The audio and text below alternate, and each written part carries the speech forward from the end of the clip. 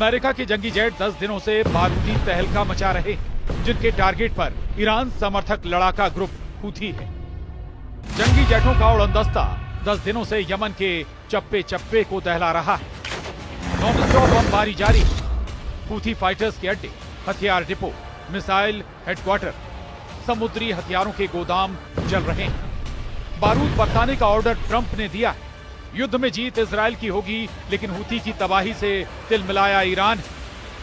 President Trump ने जब से हूथी लड़ाकों के खिलाफ एयर ऑपरेशन शुरू किया है, यमन में त्राहिमाम मच गया है। खामनेई की रॉकेट फोर्स कही जाने वाली हूथी आर्मी सिर उठाने की जुर्रत नहीं दिखा पा रही है।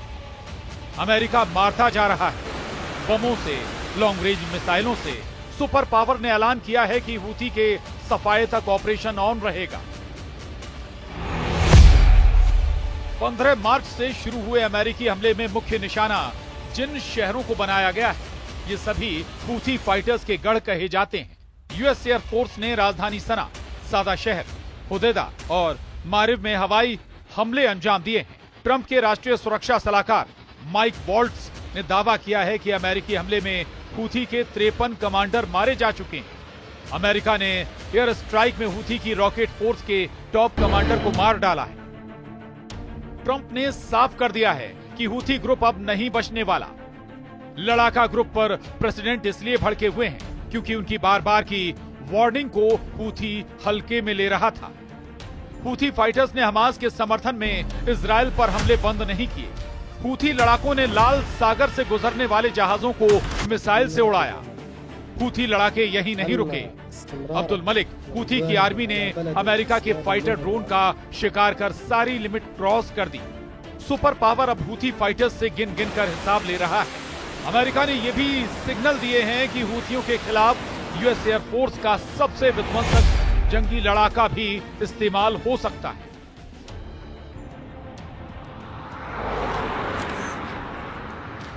B-52 बॉम्बर ऐसा जंगी लड़ाका है जो अकेले दम से युद्ध का नतीजा तय कर सकता है। बम वर्षक को खासकर ईरान के अंडरग्राउंड हथियार गोदाम को तबाह करने के लिए युद्ध में उतारा जा सकता है। युद्ध का रुख तेजी से बदलता जा रहा है, इसलिए नौबत किसी भी वक्त B-52 बम वर्षक से हमले की आ सकती है।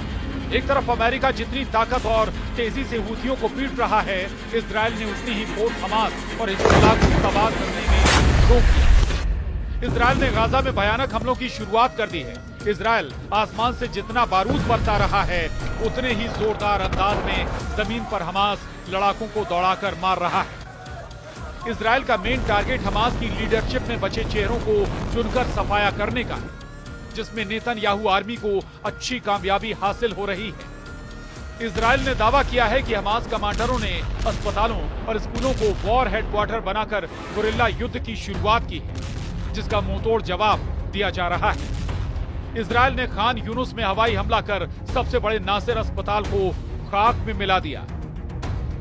इजराइल की बमबारी में नासिर अस्पताल की सर्जिकल बिल्डिंग ढह गई। न्यूज एजेंसी शोहाब के मुताबिक इजराइल की एयर स्ट्राइक में हमास के पॉलिटिकल ब्यूरो के इस्माइल बरहोम की मौत हो गई। अस्पताल कंपाउंड में अटैक करने की इजराइल ने जानकारी दी है। बताया है कि हमले में एक नहीं कई कमांडर मारे गए, जिनमें गाजा ब्रिगेड का deputy commander Ahmad Salman Hamas भी था।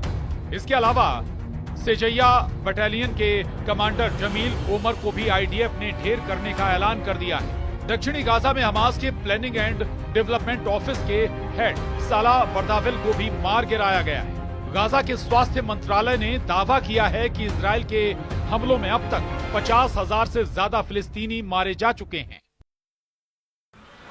गाजा की तर्ज पर इजराइल हिजबुल्लाह के होश उड़ाने वाले हवाई हमले फिर से करने लगा है।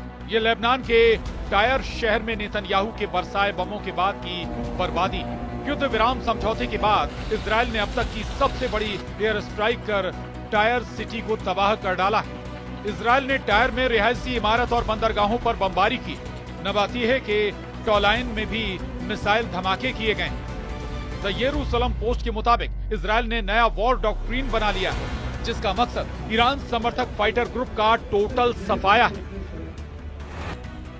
इजराइल के नए डॉक्ट्रिन में लड़ाका ग्रुप के हमलों को रोकना नहीं बल्कि उन्हें पूरी तरह से कुचल देना मकसद तय हुआ है। यरूशलेम पोस्ट ने अपनी रिपोर्ट में सरकारी सूत्रों के हवाले से दावा किया है कि इजराइल की नई युद्ध नीति किसी भी हमले के जवाब में पूरे ग्रुप का सफाये तक युद्ध चलेगा।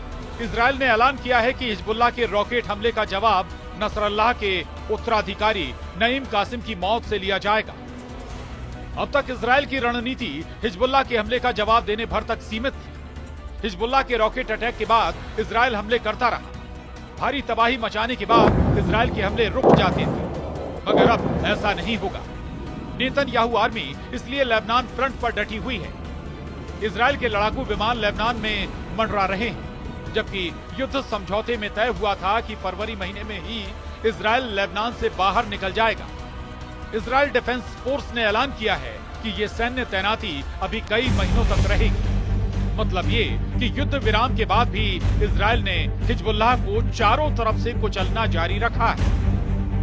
अब तक हिजबुल्लाह के जिस लीडर ने सर्वाधिक मंच पर आने की जुर्रत दिखाई वो मारा गया है। इजराइल के आक्रामक रुख ने हिजबुल्लाह और हमास को वॉर प्लान बदलने पर मजबूर कर दिया है।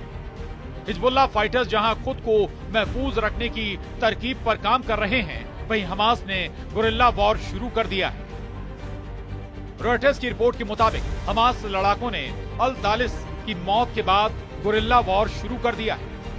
हमास लड़ाके बचे हुए लंबी दूरी के रॉकेटों को फिर से जमा कर रहे हैं।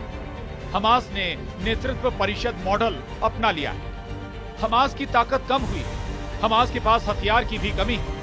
हमास को नए लड़ाके भी नहीं मिल रहे हैं, लेकिन सभी फाइटर ग्रुप के बैकफुट पर जाने के बाद ईरान ने बड़ा एक्शन लिया है। खामेनेई के रिवॉल्यूशनरी गार्ड्स ने खाड़ी में 3 ऐसी लोकेशंस पर विस्फोटक मिसाइलें तैनात कर दी हैं, जिससे अमेरिका और इजराइल दहल गए। ईरान ने दुश्मनों के लिए 600 किलोमीटर रेंज की बारूदी बाउंड्री खींच दी है। ईरान ने होमुर्ज, जल डमरू मध्य के ग्रेटर टुम, लेजर टुम और अबू मूसा आइलैंड पर मिसाइलें तान दी।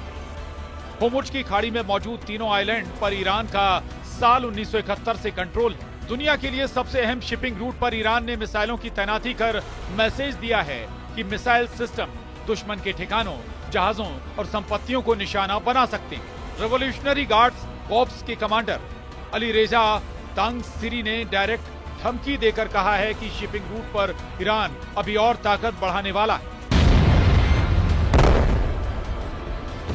ईरान युद्ध की तैयारी में इजराइल से पीछे नहीं है। ईरान ने अमेरिका से टकराने के लिए भी ताकत जुटानी शुरू कर दी।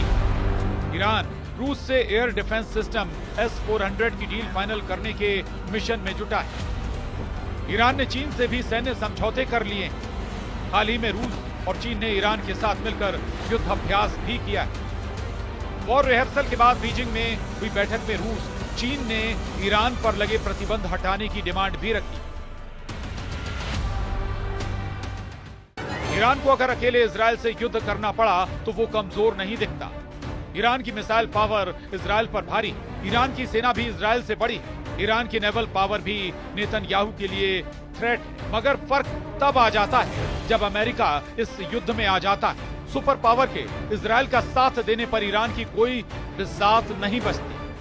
अमेरिका के आगे ईरान का युद्ध में कुछ दिन भी टिके रहना मुमकिन नहीं। जिन देशों से ईरान को युद्ध में मदद की उम्मीद है, उनकी कोई गारंटी भी नहीं। रूस खुद ही एक अंतहीन युद्ध में उलझा हुआ है।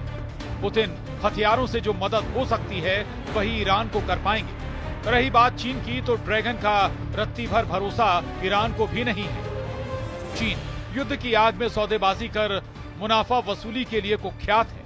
चीन के हथियार युद्ध में कितने कारगर हैं, इसे भी आजमाया नहीं गया है। चीन युद्ध अभ्यास के नाम पर जो बारूद की बर्बादी करता रहता है, उनसे किसी युद्ध के नतीजे निकल सकते हैं, इस पर संदेह जताया जाता है। ऐसे में ईरान के बचने का एक ही रास्ता है, वो है एटमी हथियार।